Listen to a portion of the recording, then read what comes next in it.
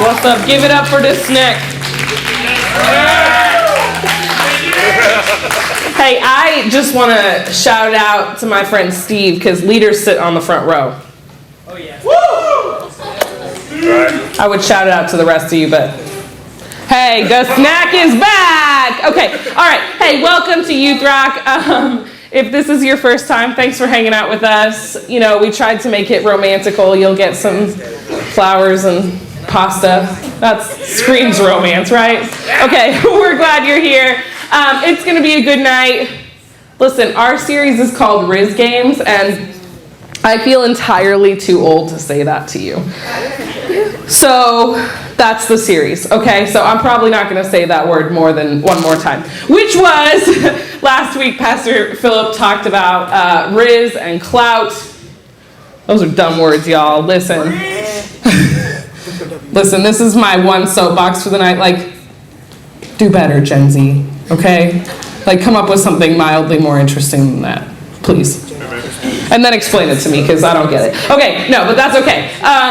We have exciting stuff planned for this month and during Rizz Games, and I am excited about what I get to talk to you about, but first, let's pray, okay? Thank you so much, Jesus, that we get the opportunity to be in this place. It is our favorite place to be, at least mine. I'm so glad to be in this place with all of these people who we love so much. Help this to be a night where you speak. Help me not to get in your way. If you have something different you want to convey, do it. If you want to speak this message exactly as it's written, please do it. I'm grateful for the opportunity. In Jesus' name, amen. Okay, so when Pastor Philip and I were dating, we spent a lot of time driving because, first of all, he lived in West Plains and I was going to Mizzou and I lived in Columbia. And so he became the worship pastor at what is now Life Rock Church in Columbia. And he said it's because Jesus told him to do that. I think it's because he thought I was cute. We'll find out. I don't know. So he started driving all the time to Columbia every weekend because he was a stalker. And so I was already there, right? And because we're crazy, it's fine. I was still serving in my youth group in Versailles. And so I was driving to Versailles all the time. It was a whole thing. Then I started going to Life Rock, whatever. And as we were dating, then we got engaged because we were in love, right? And I think we were engaged at the point that this story happened. And we figured out that we were going to be youth pastors in Versailles. And so we were driving to Versailles a lot of different Wednesdays, okay, because we knew this was going to be something that was happening, and it was just a good thing. We were going there, meeting kids, whatever. So this one Wednesday, we were going to go to Versailles, and I got out of class at like 4 p.m., and Philip jet all the way to Columbia, I think, from West Plains. I don't know. I don't really remember all of those details, okay? So he comes and picks me up, and we're getting ready to go to Versailles, which was like, I don't know, an hour and a half. I've completely blocked that, but it was a long drive for a Wednesday night. And so first, we needed to get gas, right? Because, we drive all the time, and gas was way less expensive. It still sucked, but gas was less expensive, but we needed to go get gas before we left. So, Philip tried to be romantical in a college kind of way. So we stopped at the gas station. He's like, baby, here's $10. Go and get us some drinks. You're welcome, because he was smooth like that. So he hands me this $10 bill because, big spender, right? And I'm like, okay, awesome. I'll go get us some snacks and a drink or whatever. And he's like, I'll pump the gas. It was a $10 bill. Don't be mouthy, the snack. Okay, so then I'm like, okay, there's some stuff in the car. I need to clean it out. Your cars get gross. Like, you have fast food bags and God only knows what. So, I'm like, we're going to be in the car for like an hour. I need to clean up the car a little bit. So I grab all this stuff. I clean up the car. I go inside the store, right, after I threw all this stuff away. And I'm like, I don't know where that $10 bill is. I'm like, weird. And I was like, well, whatever. Not a huge deal. It was $10, right? Big spender. So I swipe my debit card, hop back in the car. We go on to Versailles. So we're in Versailles, and I realize, I don't have my cell phone. And how many of you, like, your cell phone is kind of like a part of your body at this point? Like, it's basically attached to you in one way or another at all times. And if you don't have it, then you do like that, like, phantom vibration thing. You're like, oh my God, my phone is vibrating. And you're like, oh, I don't even have it. Weird. And that happens way more often than when you actually have your phone in your pocket. I don't know. Maybe it's just me. Like I said, I'm crazy. So the whole night, I'm like, where's my, I don't have my phone. I don't know where it is. Okay, it's fine. Whatever. I don't have my phone. All night. I'm like, I probably just left it at my apartment. So we get back to, it's late. Like, by the time we're done in Versailles, we do service. Like, imagine getting done with Youth Rock, then helping clean up, and then you have to drive an hour and a half, okay? So it was late. Like, and I'm like, well, I just need to go and find my phone. It's in my apartment. So Philip gets ready to drop me back off in my apartment. And I'm like, come inside just so I can see if I can find my phone. Like, maybe then you can call me, right? You've lost a phone before. You know this is the jam. So I'm like, come inside so you can call me and, like, we can hear it ring, whatever. We can do the whole thing. So we go inside. He calls my phone. I'm looking everywhere. I'm looking under the bed. I'm looking everywhere in the world that a phone might be. It's nowhere. I can't find my phone anywhere. So then I start thinking through my steps, when was the last time I had my phone? Like, I'm going through this whole thing. You've lost stuff. You get it. And I'm like, okay. I ate here. I went here. I was in class here. I called people. Nobody knew where it was. And I was like, okay. I'm pretty sure the last place I had it was at that gas station. Like, when we got gas. I'm pretty sure that's where it was. So I called the gas station from Philip's phone. I was like, hey, buddy, did somebody turn in a cell phone? And the gas station guy was like, no. And I was like, okay, if maybe it was in the trash can, what happened to that? And he was like, I haven't changed the trash. And I was like, fun, that's fun for me. So Philip, he's still trying to be romantical and not grossed out by the fact that he's anyway, so he gets in the car. He's like, I'll take you back to the gas station, babe. We'll figure it out. So we get back to the gas station, and the guy's like, you can totally have that whole bag. Like, sweet, thanks. So, right, so at this point you're thinking, like, ditch the phone, right? Get a new one. Except I'm old, right? So the cloud didn't exist then. So all of the numbers in my phone, all of the pictures in my phone would be gone, right? Deal with that rather than search through gross gas station trash bag. But, like, my dad had recently died. Like, the last voicemail from him was on the phone. I'm like, I'm about to dive in this trash bag. 100%. I pull open the trash bag. Lo and behold, there's $10 cash and my cell phone. It was fun. It was nice. It was goopy. It was gross. I don't really want to think about that part. Also, it didn't work anymore. I don't know what had happened. My phone had seen a thing or two. It was gone. So without the magical cloud, with all those things, there was a bunch of stuff on that phone that no longer existed for me, and it sucked, right? How do you react when you lose something valuable to you? Something like that where, like, sure, I could replace my phone, but I couldn't replace those voicemails. I couldn't replace those pictures. I couldn't replace all those contacts, like the last text messages that I'd gotten from my dad. I couldn't replace that. It didn't exist, okay? So I want you to think in that a little bit. Okay, tonight we're going to talk about a relationship in the Bible that was notoriously toxic. Say toxic. Toxic. No, like, I'm talking like bad deal relationship. Some of you are thinking about your ex. I get it. It's fine. So this is the relationship between a guy named Samson and this chick named Delilah. Okay? Samson was a big deal. He was called blessed from the beginning of his life. Like, he was awesome. And he grew up and he had this ridiculous physical strength. Think like The Rock on steroids, okay? And so, like, he was super, super strong.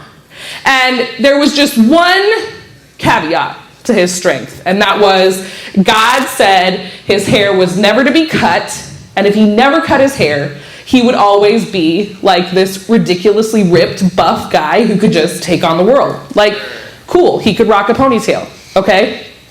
So the Bible tells all these stories about Samson. Like, he was awesome. He ripped a lion's mouth apart with his bare hands.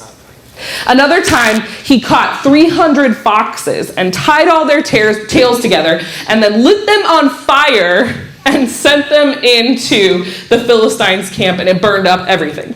Okay? And then another time, he killed 1,000 men with just the jawbone of a donkey.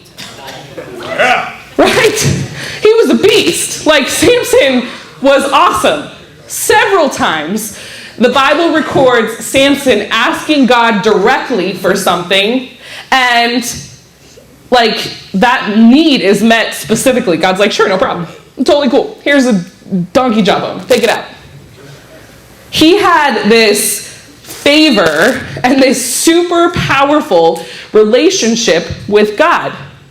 But he also loved the ladies. Well, that's another week. Okay, so Samson was super strong, but he was not super smart. Samson chose women who were not so good for him, specifically Delilah. Okay? So Delilah, I'm sure she was gorgeous, but we're going to read a little bit about what happened with Delilah. Okay, so Judges 16, 4 through 10 says, sometime later, Samson fell in love, say, with a woman named Delilah. Okay, when I was growing up, there was this like late night lady on the radio, and her name was Delilah, and she always talked with this like deep, calm voice, whatever. Okay, Delilah, who lived in the valley of Sorek. Okay, the rulers of the Philistines came to Delilah and were like, hey, Delilah, so Samson's really into you. And she was like, yeah, I know. And he's so cute, whatever. Okay, that's not in the Bible, but that's in my version.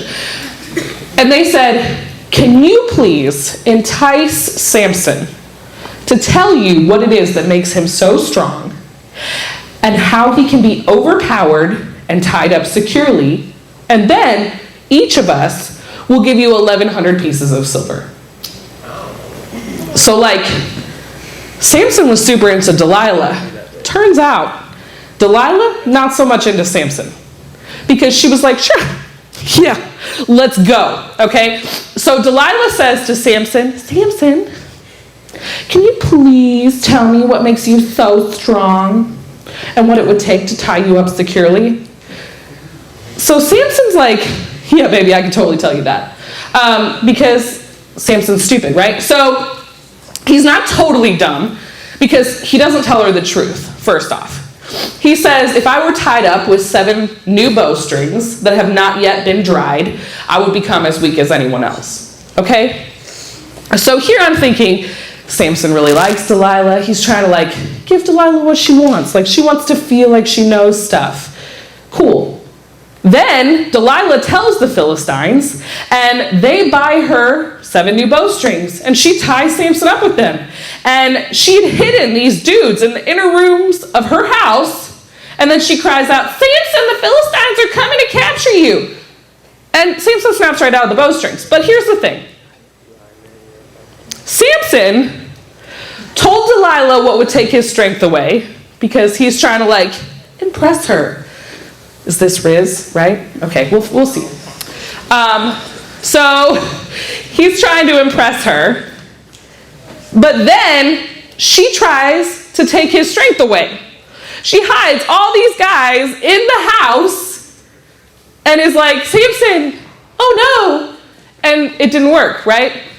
If I'm Samson, I'm thinking, okay, baby, you're real cute, but like, that was not cool, right?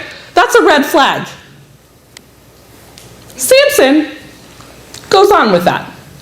After that, Delilah says, oh, Samson, you've been making fun of me and telling me all these lies. Please tell me how you can be tied up securely. Again, Samson's stupid. So, you'd think he would just learn Delilah's really not that into him. She doesn't want him to be who he's supposed to be. She doesn't want him to be who God's called him to be. She wants to manipulate him and get what she wants out of this relationship, which is quite a lot of money. So no, Samson's stupid, right? So he tells her, again, 2 more times how to do this. 2 more times she's begging him, please tell me how to tie you up securely. And he tells her, okay, tie me up with brand new ropes that have never been used. She goes out, gets the ropes, ties them up, calls the dudes in the house. He snaps right out. Okay, if I'm Samson, I'm thinking like, okay, another red flag.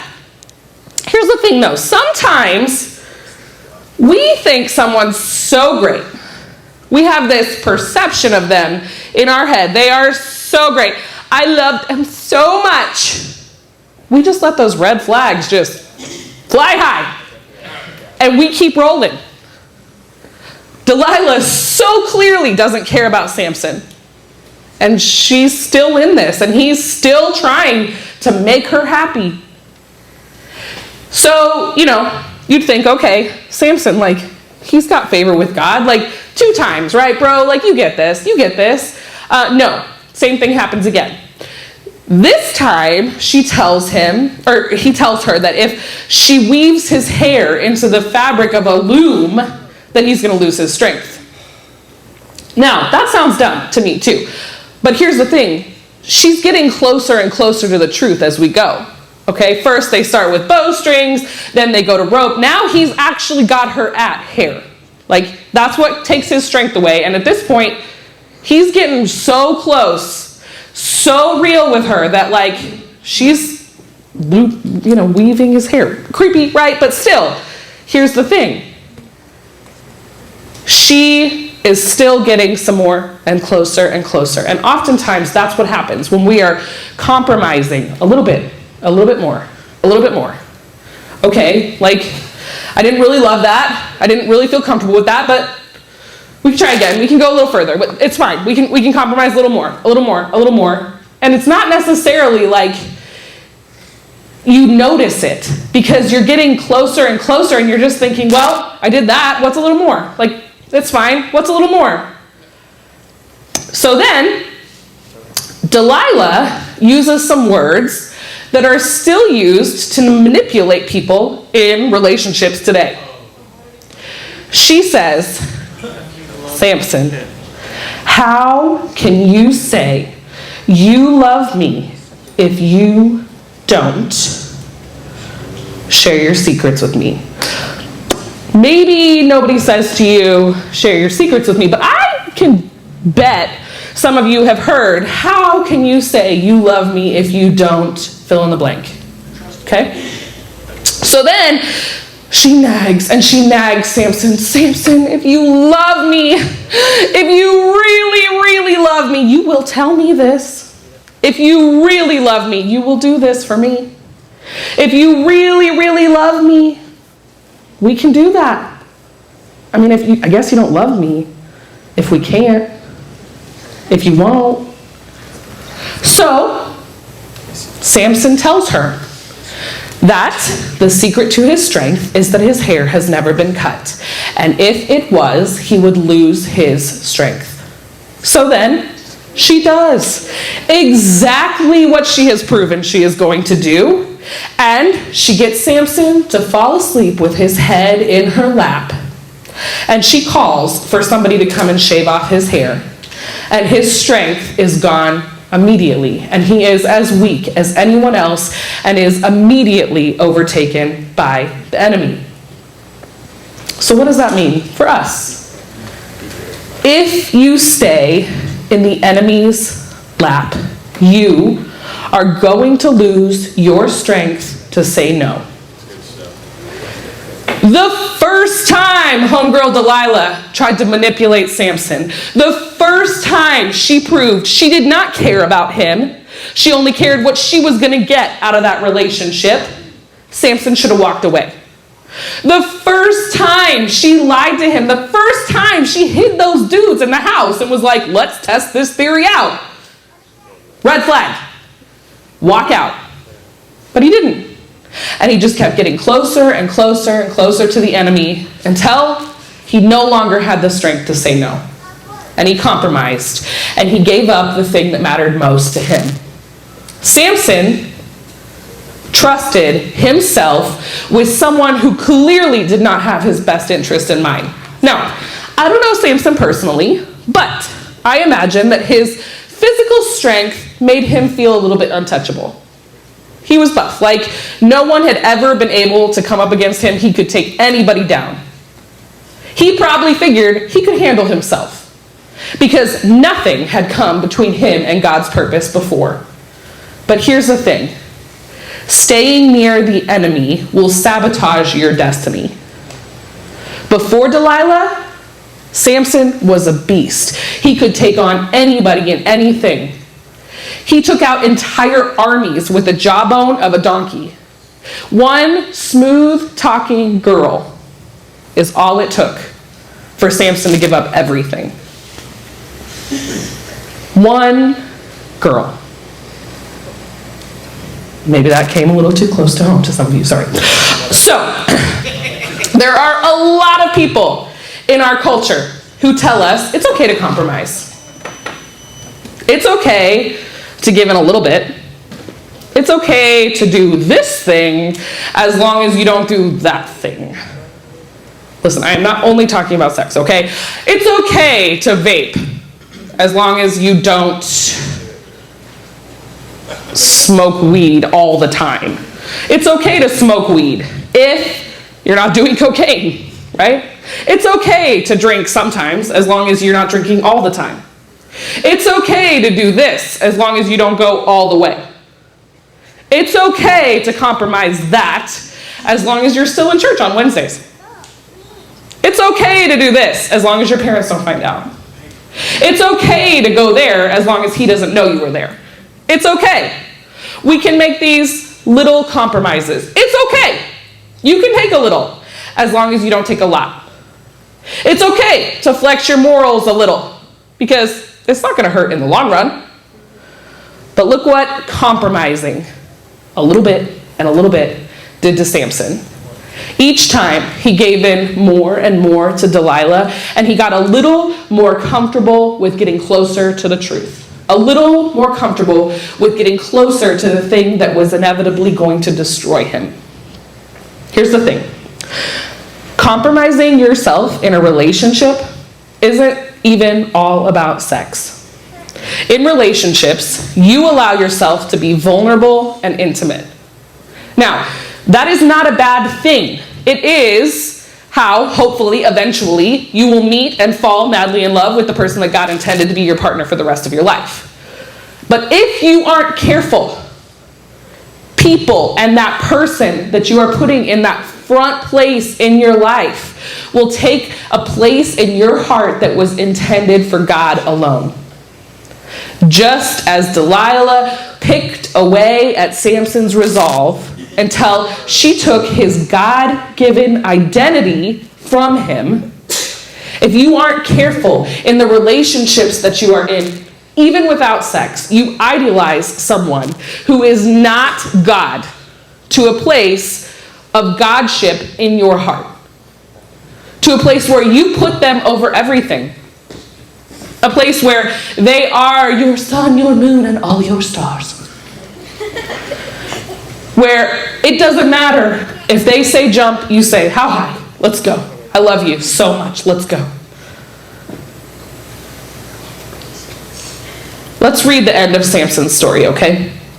So, Judges 16:23 through 30, it says, the Philistine rulers held a great festival, offering sacrifices and praising their god Dagon.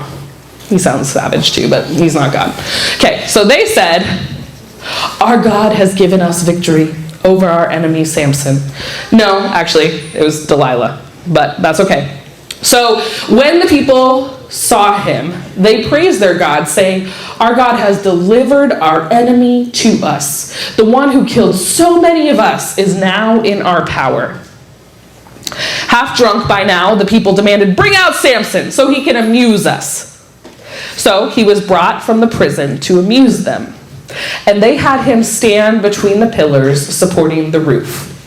Samson said to the young servant who was leading him by the hand, "Place my hands against the pillars that hold up the temple. I want to rest against them." Now the temple was completely filled with people. All the Philistine rulers were there, and there were about 3,000 men and women on the roof who were watching as Samson amused them. Then Samson prayed to the Lord. "Sovereign Lord, remember me again, O God. Please strengthen me just one more time. With one blow, let me pay back the Philistines." And then Samson put his hands on the two center pillars that held up the temple, and pushing against them with both hands, he prayed, "Let me die with the Philistines." And the temple crashed down on the Philistine rulers and all the people. So he killed more people when he died than he had during his entire lifetime. So, not exactly a rom-com story here. Samson's story, not super happy, right? You know, he did not live happily ever after. He got very, very dead.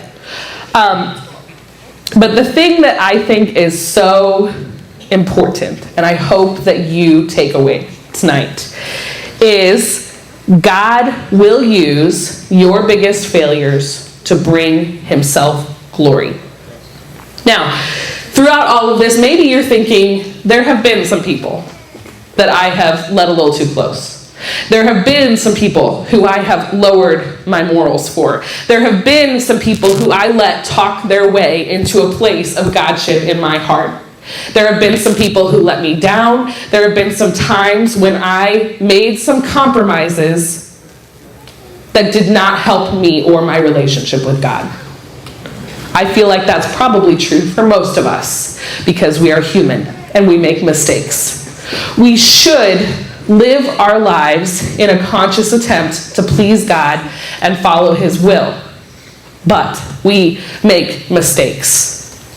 If you have made some relationship mistakes, if you've been manipulated, if you've been hurt, if you've done the manipulating and the hurting, God can use your biggest failures for his glory.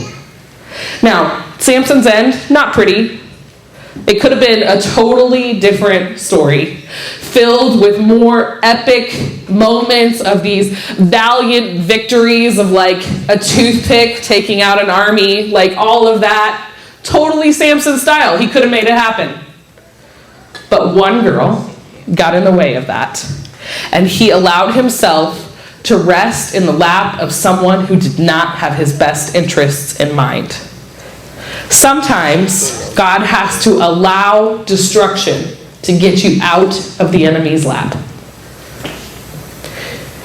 Samson lost his strength, 100%, completely and totally, but God redeemed his story.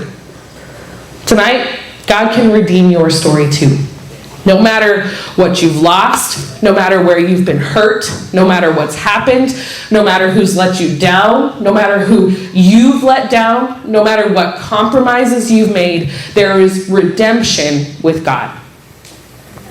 God can redeem your past for his future. Matthew 16:25 says, "If you try to hang on to your life, you will lose it. But if you give up your life for my sake, you will save it." Let me read that again since I messed it up. Matthew 16:25. "If you try to hang on to your life, you will lose it. But if you give up your life for my sake, you will save it." If there's anybody that you should be trusting with your morals, with your heart, with your strength, with your future, it should be the one who created you. The one who knows you, who knows who you are, knows what trips you up, knows all of the things that you see as flaws, and loves you because of and in spite of those things. It should not be someone who, though they might be so gorgeous, they might be so handsome, whatever it is that has drawn you to them, they are probably wonderful. I hope that for you. They are not God. The one who created you is the one you should trust with your heart and your destiny. And the person who is meant for you will respect the relationship that you have with God and the fact that you put him first, if they are the one who is meant to be with you forever. I promise you that God can do more for you than you could ever do for yourself. There was not one single moment of Samson's story that God was not seeing him, loving him, and caring about what happened to him. Even in the end, even in the spite of the fact that he had totally betrayed everything that God wanted from him for one chick, God still showed up and answered his prayer. There is nothing you have done or could ever do that would make God stop loving you. He can redeem your past, and he can make your future incredible. He can help you still find that place of hope and find that person who's going to help you connect better with God than you ever knew possible if you surrender to him. Let's take a minute, just bow your heads and close your eyes. I want you to consider for a second your story. Are there any parts of your story that you feel are a little familiar when you hear Samson's? When you're hearing about someone who maybe let other people convince him they were someone they weren't. Maybe you're hearing he was hurt by someone he should have been able to trust. Maybe you're hearing he made some choices because he wanted to keep that person in his life that he might not normally have made. Whatever part of that story you are hearing, that's not on accident. When we read the Bible, when we hear these stories in the Bible, it doesn't hit me the same way it hits you because my story is not your story. But when there's specific parts of something like Samson's story that you're like, well, that was close to home. That's God. There's something in that, if you're feeling that tonight, that he wanted you to hear. That he wanted you to connect with, that he wanted to resonate with you. Open your heart to that and let him speak that over you. Whatever part of that was that you related to, whatever part struck your heart, talk to him about that. We will have some time in a minute to pray together, but when God moves like that in our hearts, it's our job to be honest with it, to be open to it, to let him have that moment with us. Now, tonight maybe you're thinking to yourself, you know what, Pastor Kayla, I don't have a relationship to sabotage with God. I don't know who this is. This is not something in my life that I have put above anything else because I've never had a relationship with him. If that's you, I want to say thank you so much for being here tonight, and that is also not an accident. You are here tonight because you are loved and valued by a Savior who died to show that for you. Not only did he die, but he rose again 3 days later because nothing could ever stop him. He's that strong, he's that good, and he loves you that much. If that's you tonight and you say, I haven't started a relationship with him, but tonight I want to. I hope that you feel that in your heart, and if you do, it's not a relationship that will hurt you. It's not a relationship like parents or people that we've been close to that let us down. That's not who Jesus is. There's no right words for that, but if you're here tonight and you're feeling that, that's the Holy Spirit speaking into your heart and your life, that it's real and that he wants you to be part of that. If that's you and you feel that tonight, will you just slip up your hand with head bowed and eyes closed and say, I want to start a relationship with Jesus tonight? Awesome. Awesome. Okay, will you stand with me all over this room? Now, sometimes these nights can be kind of awkward because we feel like if we have a moment with God, then people are thinking things about us. This is not all about relationships. This is all about things that we compromise. This is all about ways that we have moved away from God's promise in our life towards something that wasn't good for us. So one more time, will you just bow your heads and close your eyes? Tonight, if you are feeling that there was some part of Samson's story that resonated with you, and you need to connect with God and let him have that part of your story, and you want to be close to him again and allow him to take place in your heart, your future can be in his hands, and God is a God of redemption. No matter what it is that you've compromised, he wants to meet you here tonight.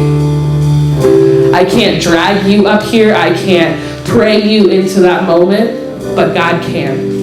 God can speak over you. God can help you feel that redemption and that hope that maybe you've been looking for a while. So tonight, if you need to connect with God, if you need to lay some things out up here and just let him help you find that redemption,